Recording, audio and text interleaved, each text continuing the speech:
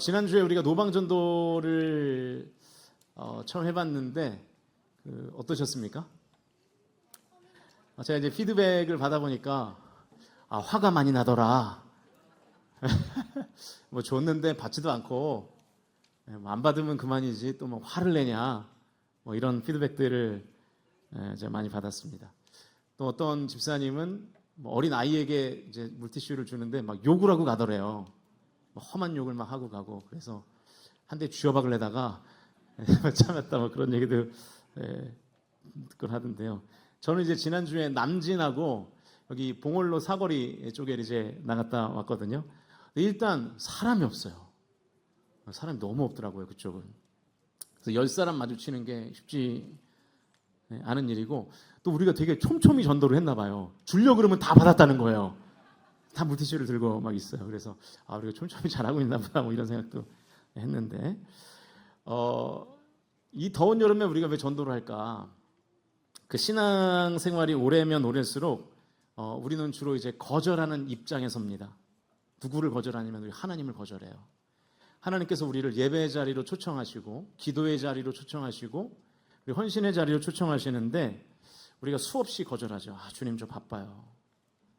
저 못해요. 저에게 능력이 없어요. 근데 거절하는 내가 노방 전도를 통해서 이제 거절을 당해보는 거예요. 입장이 바뀐 거죠. 여러분 입장이 바뀌는 것은 신앙생활에서 아주 중요한 경험입니다. 그럼 안 받으면 그만이지 왜 욕을 할까? 이런 억울함도 좀 당해보고 그러면서 하나님이 나의 거절하는 모습을 보고 얼마나 마음이 아프셨을까 이걸 깨닫게 되는 거죠. 1시간 동안 우리가 1시간 뭐 많아야 1시간 했잖아요. 근데 수많은 거절을 당하는 것도 그렇게 힘드셨는데 하나님은 우리의 거절을 뭐 밥 먹듯이 당하시는데 얼마나 힘드실까 이런 생각을 해보는 것만으로도 우리의 전도가 의미가 있는 것이라고 생각됩니다. 내 삶에 찾아오는 하나님의 초청 여러분 이제 거절하지 마십시오. 거절당하는 게 그렇게 힘든 거예요. 하나님의 초청을 거절하지 마시고 응답하실 수 있기를 주님의 이름으로 축원드립니다. 우리 앞뒤 좌우의 성도님들과 다시 한번 이렇게 인사하시겠습니다. 거절하지 말고 응답합시다. 시작. 네, 우리 지금 시리즈 설교 나누고 있으니까요. 지난주의 내용 잠깐 복습하겠습니다. 지난주에 프레임을 바꾸라라는 제목으로 말씀을 나눴습니다. 슬기로운 신앙생활의 첫 번째 주제가 시험이라는 것에 큰 의미가 있다라고 말씀드렸죠. 이 시험이라는 단어가 포함하고 있는 시련과 유혹은 이 신앙생활의 방해 요소이기 때문에 먼저 우리가 슬기로운 신앙생활을 하기 전에 방해 요소를 제거해야 된다라는 말씀을 드렸죠. 나의 영적 성장을 방해하는 잘못된 습관들이 있어요. 그것을 먼저 제거하는 것이 슬기로운 신앙생활의 원리죠. 나의 영적 성장을 방해하는 인간관계는 정리할 필요가 있습니다. 나의 영적 성장을 방해하는 삶의 루틴 조절할 필요가 있어요. 이런 것들을 제거하는 게 먼저라는 거죠. 이런 것들을 제거하지 않고 슬기로운 신앙생활을 추구하는 것은 마치 한 달 동안 몸을 씻지 않고 향수를 내 몸에 들이붓는 것과 똑같습니다. 그럼 아주 이상한 냄새가 우리의 몸에서 나게 되겠죠. 두 번째는 시험과 시련에 대한 프레임을 바꿔야 한다 말씀드렸습니다. 그래서 90%의 비극 속에서도 10%의 기뻐할 만한 사실을 찾아내야 된다는 거예요. 생각해서. 그래서 합격사과 말씀드렸죠. 내 삶에 아무리 큰 고난이 와도 순도 100%는 없습니다. 언제나 그 고난 중에도 우리가 그 안에서 소망을 찾아낼 수 있는 요소들이 있다는 것이죠. 100%, 90%의 비극 중에서도 10%의 희극적인 요소가 있다는 거예요. 그래서 그것을 찾아내는 것이 지혜다. 그리고 시련을 재련으로 다시 프레이밍을 해야 된다 말씀드렸습니다. 불 속에서 내가 지금 고통받고 있다는 시련에 집중할 것이 아니라 이 불 속에서의 시련을 통해서 내가 순금, 불순물을 모두 제거한 정금이 된다는 사실에 우리가 주목해야 된다라는 말씀을 드렸고, 세 번째로 나에 관한 규정을 바꿔야 된다 말씀드렸죠. 고난당하는 나로 나의 정체성을 규정하지 말고 나를 위하여 고난당하신 예수 그리스도의 그 복음으로 나를 해석해야 된다라는 말씀을 드렸습니다. 그래서 고난으로 나를 규정하지 말고 나를 위하여 고난당하신 예수님의 시각으로 나를 규정하는 것이 참된 신앙이다. 여러분, 나를 위하여 왕의 왕이 되시고 주의 주가 되시는 예수님께서 돌아가셨다는 사실을 저와 여러분이 확실히 믿으실 수 있기를 주님의 이름으로 축원드립니다. 나의 가치는 거기에 있는 거예요. 나라는 존재가 그렇게 귀한 거죠. 그래서 고난이 나를 규정하는 그 프레임에 우리가 갇혀 살면 안 된다라는 말씀을 드렸습니다.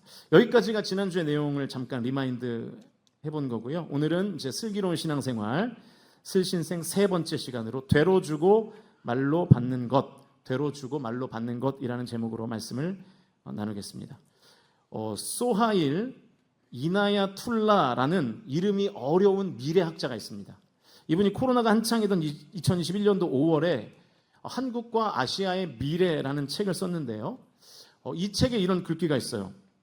육체 노동은 자동화 시스템과 로봇이 하게 된다. 앞으로는 사람이 수행하는 일들은 대부분 지혜와 감성, 다정함과 공감을 기반으로 하는 것들이 될 것이다. 사실은 이제 상식에 가까운 이야기가 됐지만 여전히 우리를 두렵게 만드는 이야기이기도 하죠. 이제 단순 반복으로 노동하는 일들은 다 로봇이 인간의 자리를 대체하게 되어 있습니다. 그래서 단순하게 조립하고 이런 일들이 이제 로봇 팔들이 다 하지 않습니까? 그리고 우리가 흔히 말하는 이 객관적인 사실, 이 정보라고 말하는 인포메이션이라고 말하는 것들은 이제 AI가 인간을 넘어섰어요. 그냥 넘어선 정도가 아니라 이제 뭐 비교가 안 될 정도죠. 이제 이 정보는 AI를 따라갈 수가 없습니다. 그래서 이제 인간이 나아가야 하는 삶의 방향은 지식 추구는 더 이상 아닌 것 같아요. 지식은 AI가 이제 다 갖고 있어요. 검색만 해보면 돼요. 질문만 잘하면 됩니다. 챗 GPT를 아마 쓰시는 분들이 계실 텐데 챗 GPT한테 물어보면 물론 틀린 정보들이 있지만 이 정보에 관한 것은 거의 다 알려주죠. 그래서 이제 우리가 추구해야 할 것은 지식이 아니라 지혜입니다. 지혜. 정보가 아니라 통찰이에요. 인포메이션으로는 더 이상 경쟁할 수가 없고 인사이트를, 이 통찰력을 가져야 하는 것입니다. 심지어 여러분 이 고깃집을 홍보할 때도 지혜가 필요한 것 같아요. 지식으로는 안 돼요. 정보로는.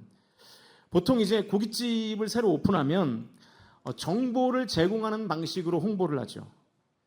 근데 이제는 이제 그런 방식이 잘 안 통합니다. 그래서 보통 고깃집이 새로 오픈하면 이런 현수막을 걸죠. 보여주시면 뭐 이런 거예요. 뭐 언제 오픈했고 고깃값이 얼마고 자리가 몇 석이고 뭐 전화번호는 뭐고 예약해야 되니까 이게 다 뭡니까? 다 정보죠. 정보. 그냥 지식이라고요. 지식적 접근으로서의 홍보죠. 그런데 여러분 어떤 고깃집은 이 고깃집에 대한 정보가 단 하나도 없이 엄청난 홍보 효과를 누렸던 그런 고깃집도 있었답니다. 보여주시면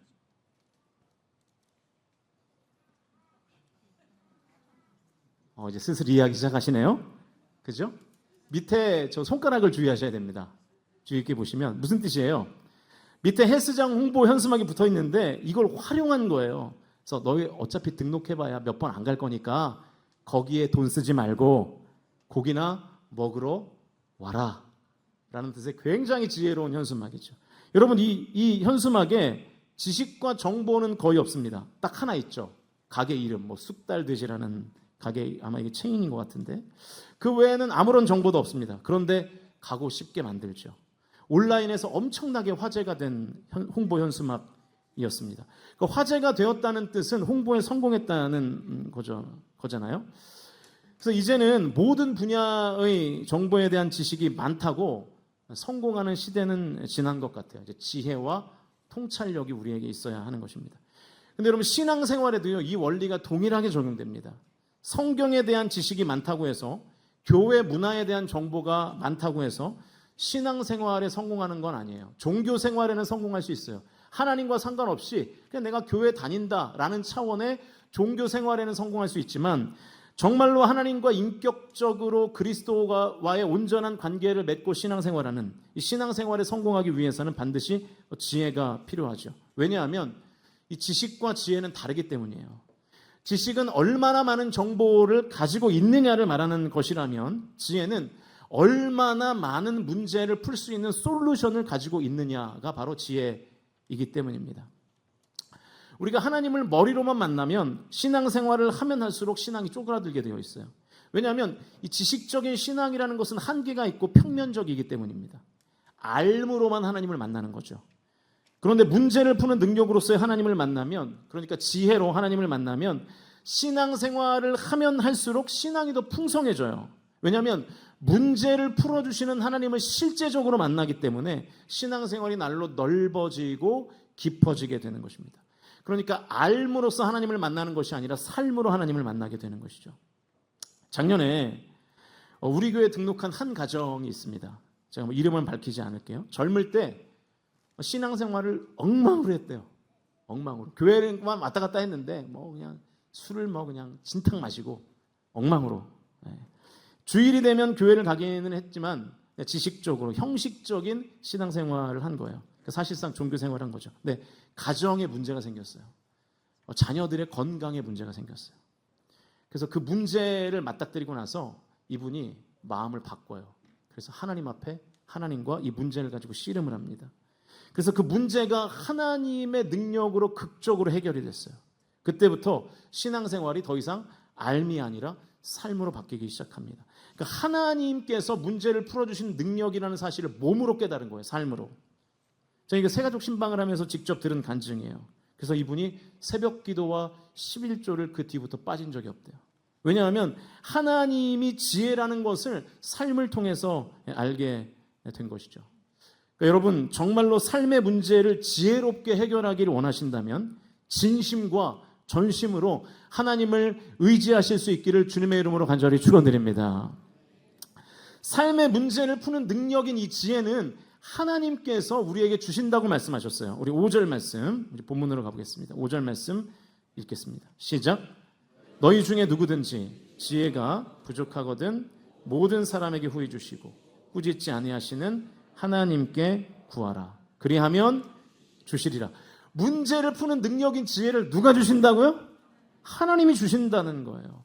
지혜의 원천이 하나님이라는 것입니다. 사랑하는 성도 여러분, 하나님께 여러분 문제를 만났을 때마다 하나님께 지혜를 구하실 수 있기를 주님의 이름으로 축복합니다. 구하면 주신대요. 반대로 말하면 왜 우리가 지혜롭지 않은가? 왜 우리는 그토록 어리석게 사는가? 안 구해서요, 지혜를. 문제가 생겼어요. 그러면 그 문제를 풀 지혜가 우리에게 필요하겠죠. 근데 하나님께 안 구해요. 생각보다 교회 다니는 성도 중에 문제를 만나도 하나님 앞에 기도하지 않는 성도들이 얼마나 많은지 아십니까? 어떨 때 보면 한심해요. 기도를 안 해요. 그래서 지혜가 없는 거예요. 이것이 어리석은 우리를 향한 성경의 분명한 진단입니다. 여러분 지금 어떤 문제 가운데 살아가십니까? 내 삶의 문제 때문에 끙끙대고 계십니까? 끙끙대서 해결될 문제 같으면 제가 계속해서 끙끙대라고 권면하겠어요. 근데 아니잖아요. 이제 성도인 우리가 문제 앞에서 해야 될 일은 하나님 앞에 그 문제를 풀 수 있는 지혜를 구하는 것입니다.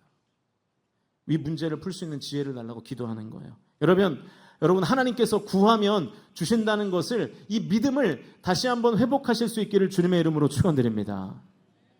지혜라는 단어를 떠올리면 자연스럽게 생각나는 인물이 솔로몬이죠. 솔로몬 왕. 한 아이가 있었는데 어머니가 2명인 거예요. 그때 솔로몬이 지혜롭게 판결을 해서 진짜 어머니가 누군지를 밝혀내잖아요. 이게 그 유명한 솔로몬의 재판인데, 그런데 이 솔로몬이 이 지혜로운 재판을 하기 전에 하나님께 구한 게 있어요. 열왕기상 3장 9절입니다. 읽어보겠습니다. 열왕기상 3장 9절 읽습니다. 시작. 누가 주의 이 많은 백성을 재판할 수 있사오리이까? 듣는 마음을 종에게 주사 주의 백성을 재판하여 선악을 분별하게 하옵소서. 지혜로운 재판에 앞서서 솔로몬이 구했던 것이 뭐냐면 지혜로운 재판을 할 수 있는 능력을 달라고 구했어요. 열왕기상 3장 9절에서 솔로몬이 하나님 앞에 능력을 구했고요. 3장 16절부터 그 유명한 지혜로운 재판이 시작됩니다. 무슨 얘기예요? 구하면 주신다는 거예요. 사랑하는 성도 여러분, 하나님께 구하면 반드시 주신다는 것을 믿는 그 믿음이 오늘 예배 가운데 저와 여러분의 삶 가운데 회복되실 수 있기를 주님의 이름으로 축원드립니다. 제가 왜 이 믿음을 회복해야 된다라고 말하냐면 구해도 하나님이 안 주신다고 믿는 성도들이 꽤 많기 때문입니다. 그런 오해를 가지고 있어요. 구해도 안 주시더라, 기도해도 문제가 해결 안 되더라 라는 오해를 많은 성도들이 가지고 있죠.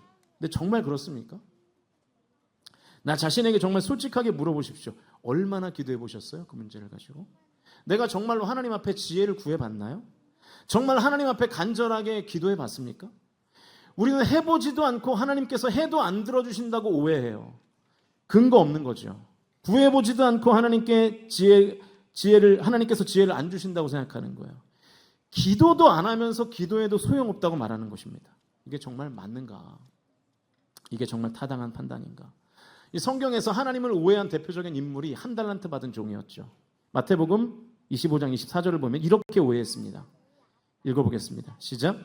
한 달란트 받았던 자는 와서 이르되 주인이여 당신은 굳은 사람이라 심지 않은 데서 거두고 해치지 않은 데서 모으는 줄을 내가 알았으므로.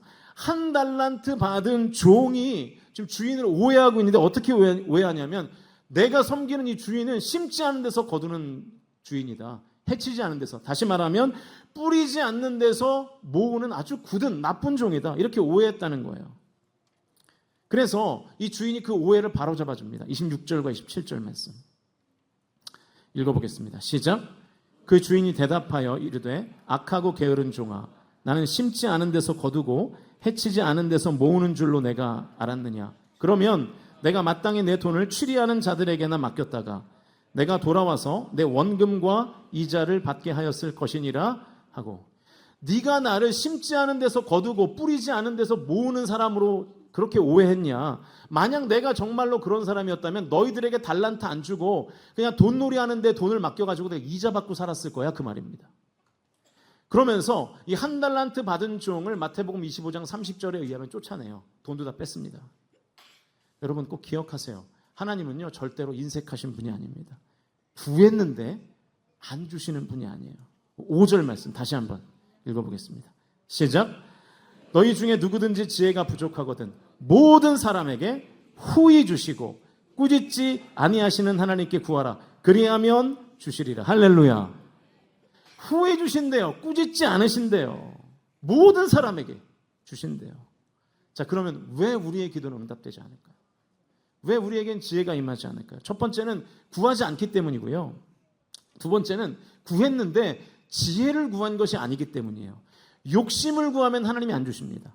근데 우리의 대부분의 기도가 정욕적인 기도예요. 그죠? 뭐 돈이 얼마 있게 해달라. 그죠? 뭐 내 자녀가 뭐 스카이를 가게 해달라. 뭐 이런 정욕적인 기도.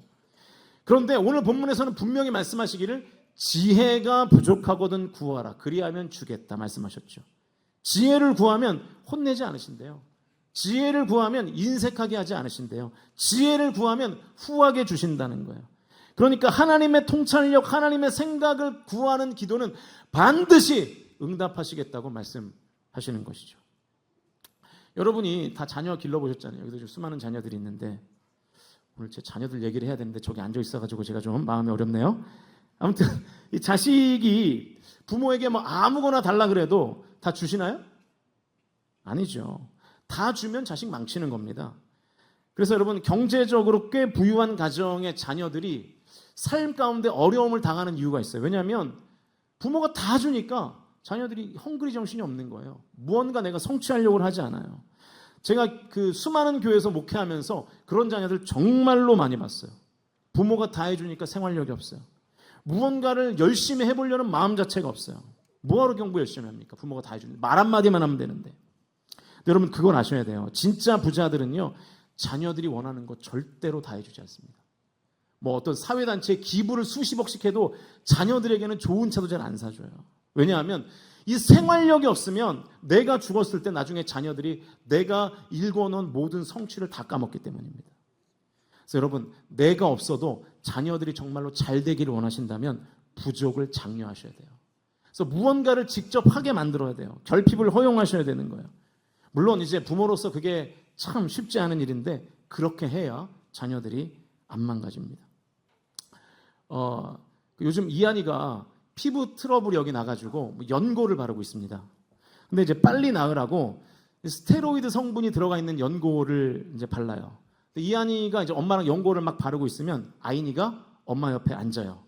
앉아 있다가 엄마가 연고를 내려놓는 순간 그 연고를 집어들고 입에 넣습니다. 요즘 구강기라 모든 걸 다 입에 넣어요. 카페에 가서도 이렇게 화분이 있잖아요. 그 화분에 그 돌이 있잖아요. 이렇게 예쁘게 해놓으라고. 그 돌을 막 입에 넣어요.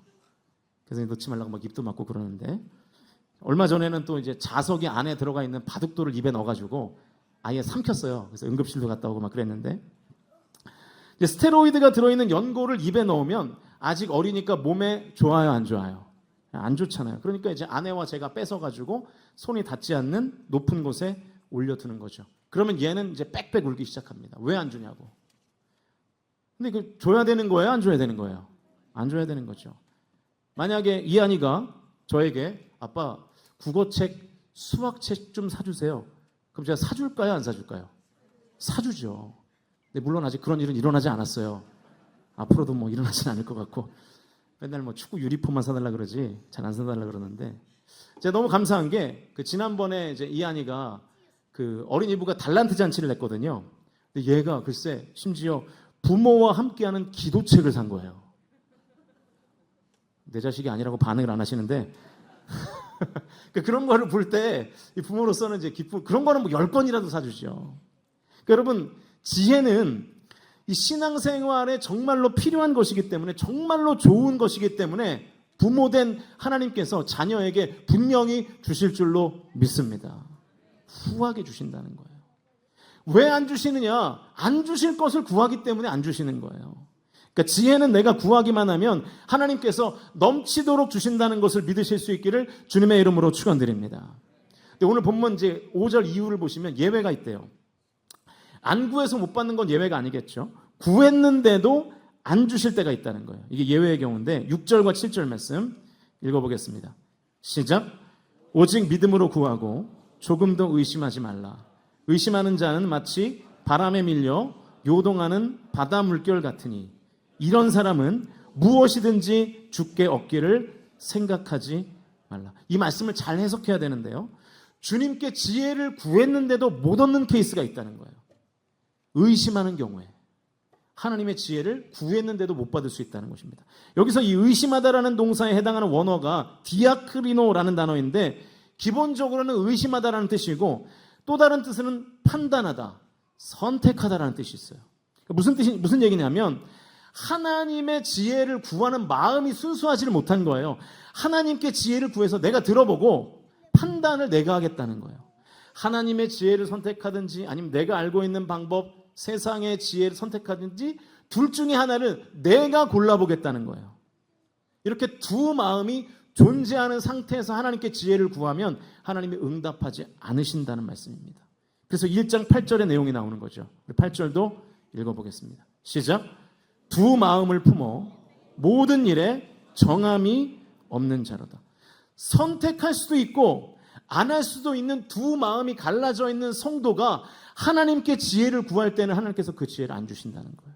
왜냐하면 하나님이 주신 지혜가 정말로 나에게 유익한 지혜인지를 내가 판단하겠다는 거잖아요. 그래서 이 지혜에 대한 두 마음을 갖는 것 자체가 내가 하나님이 되어서 오히려 하나님을 종이로 여기고 하나님의 지혜를 내가 판단해 보겠다는 거니까 하나님께서 그런 성도에게는 지혜 안 주시겠다는 것입니다. 우리가 좀 전에 열왕기상 3장에서 솔로몬이 지혜로운 판결을 할 수 있었던 이유를 살펴봤잖아요. 우리 9절 다시 한번 읽어보겠습니다. 시작. 누가 주의 이 많은 백성을 재판할 수 있사오리이까? 듣는 마음을 종에게 주사 주의 백성을 재판하여 선악을 분별하게. 자, 지금 솔로몬이 어떤 태도를 취하고 있나요? 자기 자신을 지금 뭐라고 부르고 있어요? 종이라고 부르고 있어요. 종. 종의 태도로 하나님께 지금 지혜를 구하고 있는 거잖아요. 여러분, 종은 뭡니까? 주인이 시키면 시키는 대로 하는 거잖아요. 그리고 이 지혜를 솔로몬이 뭐라고 표현했냐면 듣는 마음이라고 표현합니다. 여기서 이 듣다라는 단어가 히브리어로 샤마라는 단어인데 순종하다라는 뜻을 가지고 있어요. 그러니까 여러분, 솔로몬이 지혜의 대명사가 될 수 있었던 이유가 바로 여기 있는 거예요. 하나님, 저에게 지혜를 주십시오. 하나님께서 주시는 대로 제가 순종하겠습니다. 마음이 하나였어요. 정한 마음이었어요. 흔들리는, 요동하는 마음이 아니었어요. 솔로몬은 하나님이 주시는 지혜에 대해서 두 마음이 없었습니다. 정해진 마음 한 가지만 있었어요. 그래서 하나님께서 솔로몬에게 후한 지혜를 부어 주신 것입니다. 여러분, 혹시 우리가 하나님께 지혜를 구할 때, 우리가 어떤 문제가 생겨서 하나님께 지혜를 구할 때 혹시 두 가지의 마음을 가지고 구하시지 않습니까? 일단 드러나 보자, 하나님께. 그리고 내가 판단하겠다. 이런 마음과 들리는 대로 내가 하겠다는 마음. 이 두 마음 사이에서 우리가 갈등할 때 하나님은 우리에게 지혜를 주시지 않습니다. 하나님께서는 두 번째로 마음을 정한 성도에게 이 풍성한 지혜를 주신다는 것을 믿으실 수 있기를 주님의 이름으로 축원드립니다. 이 정한 마음을 갖는 것이 슬기로운 신앙생활의 비결이에요. 하나님께서 무슨 말씀을 하시든 내가 판단하지 않고 하나님의 판단을 신뢰하는 것이죠. 그러니까 여러분, 하나님께 이렇게 기도해 보십시오. 문제가 생겼을 때마다 하나님, 주님께서 이 문제를 해결할 지혜를 주시면 무조건 순종할 테니 이 문제를 풀 수 있는 지혜를 주시옵소서. 이렇게 기도하셔서 삶의 문제를 푸는 지혜를 위로부터 힘입는 우리 성광의 모든 가족들이 다 되실 수 있기를 주님의 이름으로 축원드립니다. 이제 말씀을 정리하겠습니다.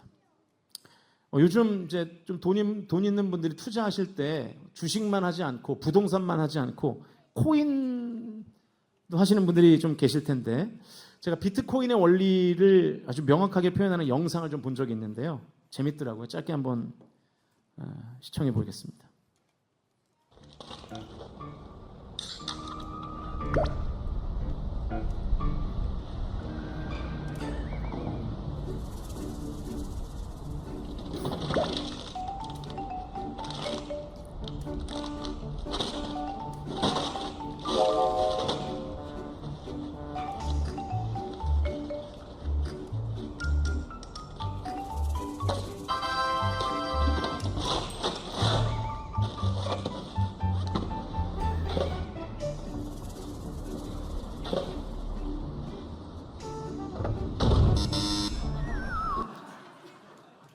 이게 비트코인의 원리랍니다. 그러니까 처음에 우리가 돈을 조금 넣으면 막 되로 넣는데 말로 주는 거예요. 또 넣었더니 또 말로 줘요. 되로 넣는데. 나중에 말을 넣는데 되도 안 주는, 그게 바로 이 땅의 섭리인 것 같습니다. 근데 여러분, 하나님 안 그러신다는 거예요, 오늘 본문에. 그래서 5절 말씀이 너무 중요해요. 5절 다시 한번 읽겠습니다. 시작. 너희 중에 누구든지 지혜가 부족하거든 모든 사람에게 후히 주시고 꾸짖지 아니하시는 하나님께 구하라. 그리하면 주시리라. 후히 주신다. 우리는 기도를 하나님께 드리는데 하나님은 우리의 삶의 문제를 풀게 만드는 지혜를 후하게 주신다는 거예요. 우리가 기도라는 되를 드리면 하나님께서는 지혜라는 말을 우리에게 주시는 줄로 믿으실 수 있기를 주님의 이름으로 축원드립니다. 여러분, 제발 기도를 좀 심으세요. 한 마음으로, 정한 마음으로 구하시기만 하면 하나님께서 문제를 푸는 지혜를 주십니다. 그래서 어떤 선교사님이 이런 명언을 하셨더라고요. 나는 신락 같은 기도를 드렸으나 하나님은 밧줄같이 응답하셨습니다. 여러분, 우리가 아주 작은 기도, 하루에 5분, 하루에 10분, 하루에 30분, 많으면 하루에 1시간 이렇게 띄어서 하나님 앞에 신락 같은 기도를 하는데 하나님은 그 실들이 모여서 이렇게 굵은 밧줄로 우리에게 응답해 주셨다는 거예요. 여러분, 그래서 설교 중에 이 찬송을 부른 겁니다. 죄짐 맡은 우리 구주. 1절 후렴 가사가 이렇잖아요. 주께 고함 없는 고로 복을 얻지 못하네. 사람들이 어찌하여 아뢰일 줄을 모를까. 왜 복을 못 얻는데요? 구하지 않아서. 하나님께 구하지 않아서. 구하지 못해서 못 받는 복이 있다는 것입니다. 얼마나 안타까운 일입니까? 내가 하나님께 되의 기도만 심으면 하나님께서 말의 복을 주시는데 심지 않는 거예요. 우리나라의 사람들이 쓰는 표현 중에 되게 안 좋은 표현이 있잖아요. 빌어먹는다라는 표현이 있잖아요. 그래서 욕할 때 이런 빌어먹을 막 그러잖아요. 그렇죠? 구걸해서 먹는다는 뜻이죠. 우리나라에서는 되게 안 좋게 쓰이는 표현인데요. 저는 성도는 빌어 먹어야 된다고 생각합니다. 하나님께 빌어서, 하나님께 구걸해서 복을 받는 존재가 우리의 성도예요, 성도. 근데 우리가 이것을 부인하고 하나님께 빌지를 않아요. 복을 얻지 못하는 것입니다. 성도인 우리는 하나님께 빌어 먹는 존재입니다. 성도에게 비는 건 아주 좋은 거예요. 꼭 해야 되는 거예요. 오히려 하나님께 빌지 않는 것이 나쁜 것입니다. 저 여러분, 하나님께 좀 비세요. 하나님 좀 불쌍히 여겨달라고. 제가 새벽마다 기도할 때 항상 빼놓지 않는 관용구 같은 게, 하나님 좀 저를 불쌍히 여겨주십시오. 하나님 우리 교회 성도들 좀 불쌍히 여겨주십시오. 하나님 우리 교회를 좀 불쌍히 여겨주십시오. 이렇게 되의 기도를 드리면 하나님께서 말의 지혜로 우리와 함께 하실 줄로 믿으실 수 있기를 주님의 이름으로 축원드립니다. 우리가 왜 슬기로운 신앙생활이 안 되는가? 되의 기도가 없기 때문입니다. 구하지 않아서요. 우리가 하나님께 지혜를 구하여 하나님의 지혜를 우리의 삶 가운데 장착해서 우리의 신앙생활이 어리석지 않고 슬기롭기를 주님의 이름으로 간절히 축원드립니다.